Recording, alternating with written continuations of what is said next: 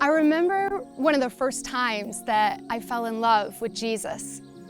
I was a young teen and I was laying in my bed at night, probably like 12, 13 years old, and I was just overcome with a lot of self-doubt. All those questions that churn, like in that comparison trap of, am I pretty enough?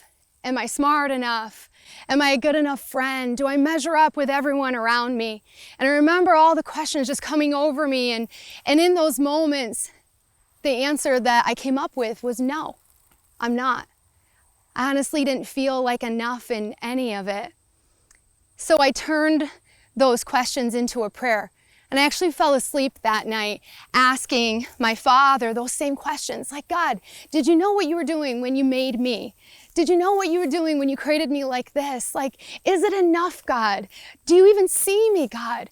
What is your thought about me, God? I don't even get it, God. I just felt like not enough for anything that I wanted to be. So I woke up the next morning, and it was a Sunday morning. So I went to church and I still had all the self-doubt like playing like a tape in my head.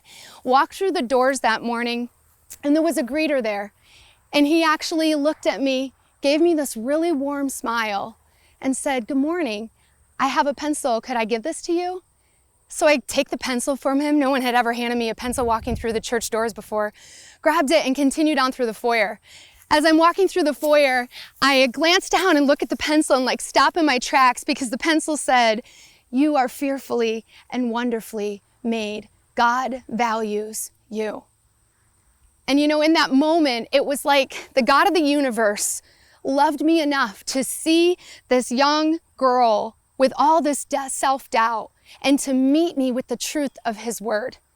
And his presence came so strong that it like moved my heart, that he loved me enough to answer me tangibly with written words the very next morning to let me know, I see you, I value you, I made you fearfully and wonderfully, I made you like me. Do you feel my love for you, Jaime? So I walked into the sanctuary that day and I had tears streaming down my cheeks because I knew that he loved me. I knew that he met me. No one knew that I had been asking those questions that night. You know, I've had a lot of red pencil moments in my life. Not always a pencil someone handed me, that was like a one and only, but just more of that same pattern of I'm filled with impossibility and I bring that to God and he meets me in it and makes a way. Or I'm filled with discouragement or doubt or really real dark situations and I bring it to God and he lifts it off of me and he meets me every single time. And you know, those moments have been defining for me. Not so much because of what God did, but because I felt his love for me and I realized those were my fall in love with Jesus moments. Those were the moments where I knew that he had made me, that he saw me, and that he loved me. And really the pattern that's the same every time is what drew my heart to love Jesus is because he loved me first. So 1 Corinthians 13 is known as the love chapter. It's the chapter that gets quoted at all the weddings, that you buy on a plaque, that you give at a wedding, that you have hanging on your wall to remind you the meaning of love. And so actually what's happening is the first 3 verses, Paul's writing to the church in Corinth, and he's explaining to them the absolute necessity for love. And he does it like this. He tells them, you know, though I speak with the tongues of men and of angels, but if I have not love, I'm just like a sounding brass or just a clanging cymbal. And though I have the gift of prophecy and I can understand all mysteries and all knowledge, and even though I have all faith so that I can move mountains, but if I have not love, I'm nothing.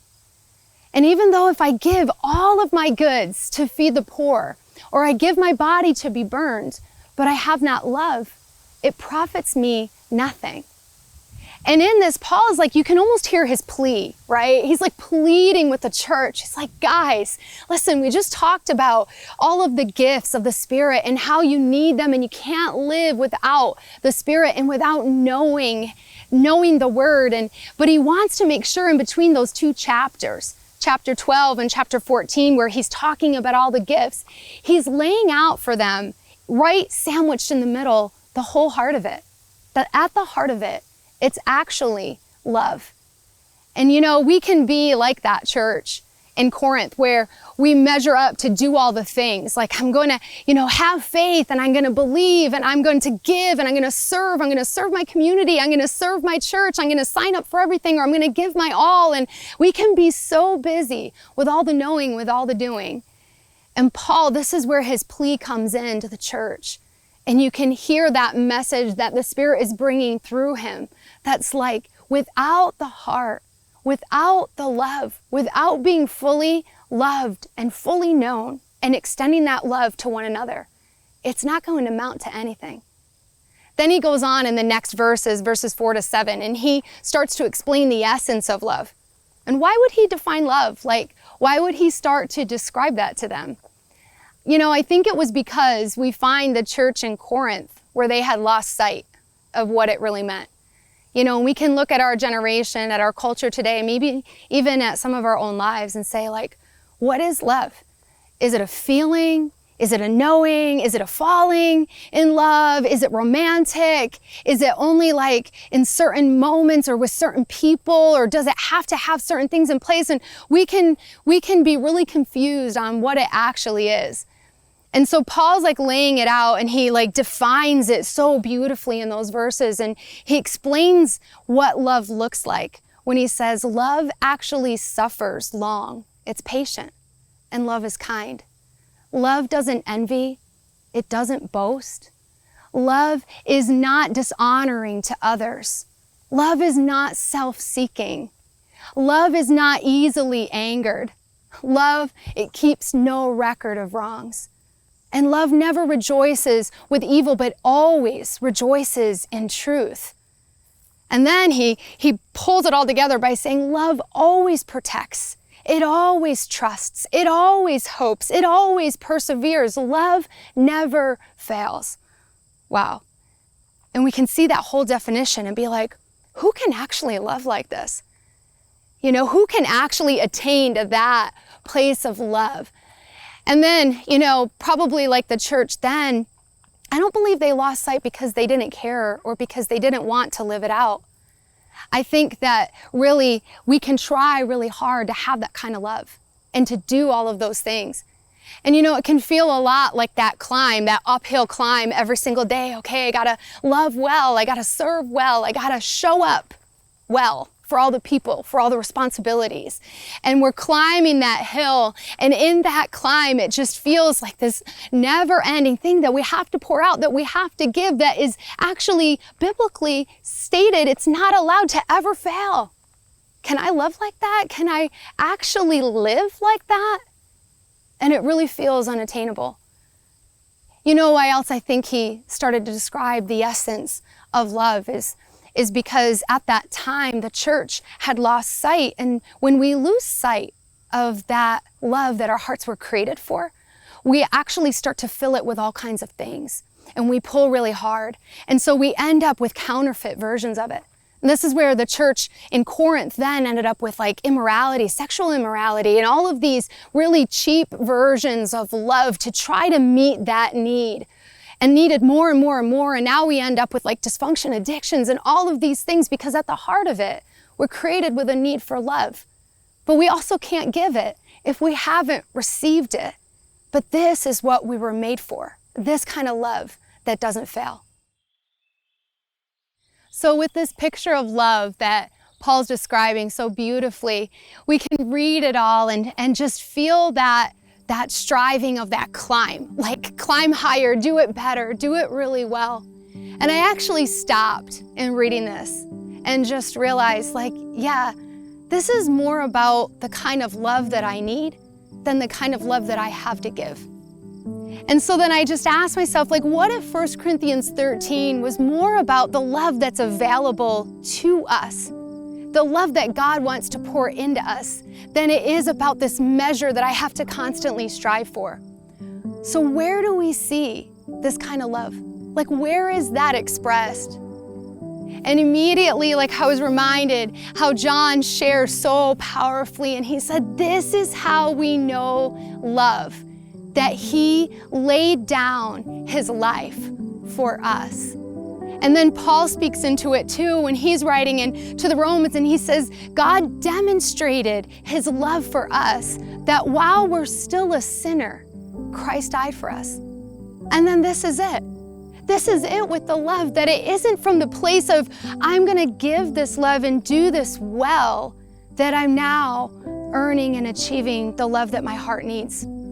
You know, recently I had someone told me, like, once I have some things figured out in my life and I know that I'm being more obedient, then I'm gonna be able to like go to church and live for God, because things will line up and I'll just feel better about the way that I'm living, but I'm not there yet. And I just thought, and I realized, like, we're missing the whole heart of it when we're waiting to earn it, when we're waiting to live it out in order to receive it. And so actually, what we think disqualifies us from that kind of love, that love that's perfect, that's never gonna fail us, what we've disqualified ourselves by is what qualifies us. That's what makes us actually the candidate where God says, in this, while you're still a sinner, I died for you with a perfect love that loves you just as much in your sin as I do when you become clothed in me and in my love. The love doesn't shift, it doesn't move. We don't have different measures of God's love. And so what if that kind of love isn't a one-time love that we receive at the cross at salvation, where we're made brand new and we experience and encounter the love of God? But what if it's a daily love? What if our hearts could daily feed at the cross, could daily feed at the demonstration of God's love that is unending, that is unfailing, that will never fall short, that will never go unmet in our hearts and in our minds and our relationships in our lives, because his love satisfies every single place in our soul. And then you know what the miracle of it all is?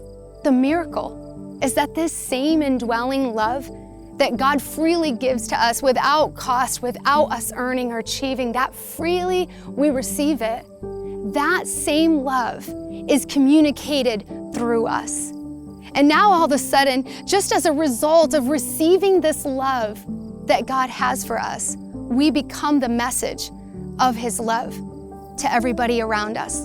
And we get to live out through his Spirit that demonstration of a love that we so desperately desire and is available to us every single moment, every single day.